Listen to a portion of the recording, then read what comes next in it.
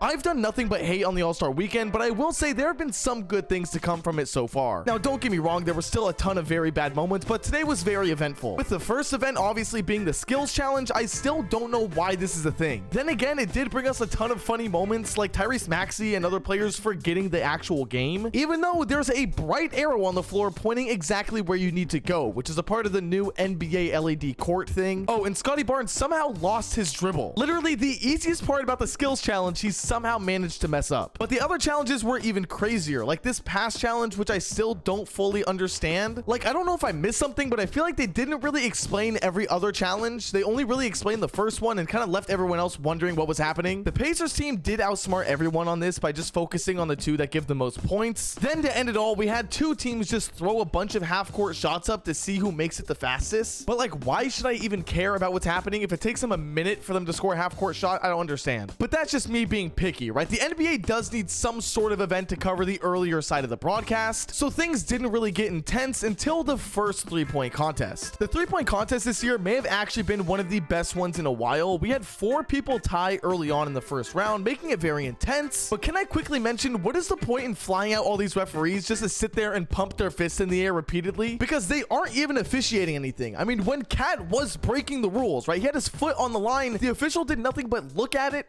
accept it, and keep pumping his fist in the air. Like, why? What is the point? I'm not trying to sound negative or make it sound like I'm cherry picking the bad things, because it's not even bad. I just thought it was kind of funny that these referees are there and they got flown all the way out there to do nothing but just do this. Like, put me on the court, please. But everything else aside, Dame made the three-point contest very dramatic, choking on his last rack until the very last ball where he made it, making him a back-to-back three-point champion. He also then proceeded to let everyone know that he might be going for a three-peat, which is actually really cool when we talk about star players not participating in a lot of these all-star events. The three-point contest seems to be one that we could always rely on these players to show up on, but we've all seen the three-point contest before. We know what to expect. Unlike the next event, which was Sabrina versus Steph. And I gotta say, I absolutely loved it. I think Sabrina shooting from the NBA line was amazing and didn't make it feel like she got kind of a handicap. And at the same time, we all knew that she could shoot from the NBA line, and she killed it, scoring more points than what most NBA players scored in the actual three-point contest. But Steph Curry is gonna be Steph Curry. He went out there and dominated, and that's it. It was a great matchup, everyone was happy, and it was great for the game of basketball. Wrong. Okay, it was good for the game of basketball, but Kenny would not shut the fuck up. I mean, seriously, I could not take his commentating on this. He wouldn't stop talking about how no one cares about the three-point contest and everyone's only there for the dunk contest, then went on to discredit Sabrina by talking about how she should be using an NBA ball and not a WNBA ball, even though she requested to shoot from the NBA line instead of the WNBA line like it was originally planned out to be. I don't know how dense you have to be to understand that the ball has no real difference in this. Like, I guarantee you, if we gave Steph Curry a WNBA ball, he would not have done so good because it's not the ball he plays with. If Sabrina played all of her regular season games with an NBA ball and she was accustomed to it, then that would make complete sense. But anyways, it was a ton of complaining from Kenny, which was really annoying. He even actually got into it a little bit with Reggie Miller near the end. Well, according to you, you want her just playing with dolls, right?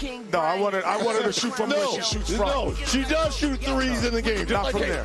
Caitlin Court. All right, coming up. But then we have the dunk contest, which started off with the TNT cameraman missing the dunk. How is your one job to capture the dunk not even happening? And when speaking about missed dunks, I feel like there were a ton of missed first attempts in this year's dunk contest, and the judges did not like those missed attempts because mcclung missed his first attempt on the one dunk where he kind of, let go of it and grabbed it again. But then after actually doing it on a second attempt, he got a really low score, even though it should clearly be a 50-point score. And then Jaylen Brown dunked over Kai Cenat, which is a sentence I never thought I'd ever say in my life. He then proceeded to get booed. He threw a glove on and dunked with his left hand, which no one really cared for. I mean, this dunk contest was all over the place. And it's not even like it was the worst dunk contest. Like, a lot of these dunks were actually really good. I just feel like there were too many missed attempts and it kind of ruined a lot of the hype. Not to mention, when Toppin actually did have a very cool 360, I think, between the legs dunk, no one cared. This was a dunk that was actually really cool, but I think everyone had the preconceived notion that it was going to be a bad contest, so they just didn't even bother to get excited. So as expected, mcclung won again, making him a back-to-back dunk contest champion, even though he's not in the NBA. And if you were to ask me if I thought he should have won, I'd tell you just to go watch this video where I talk about the dunk contest and how All-Star Weekend has kind of gone downhill. I will say though, I enjoyed a lot more moments so far than I thought I would, but comment down below your take on the first day of All-Star Weekend. I read and respond to every single comment. Oh, and also be sure to like and subscribe while you're down there, and I'll see you guys all in the next one. Later.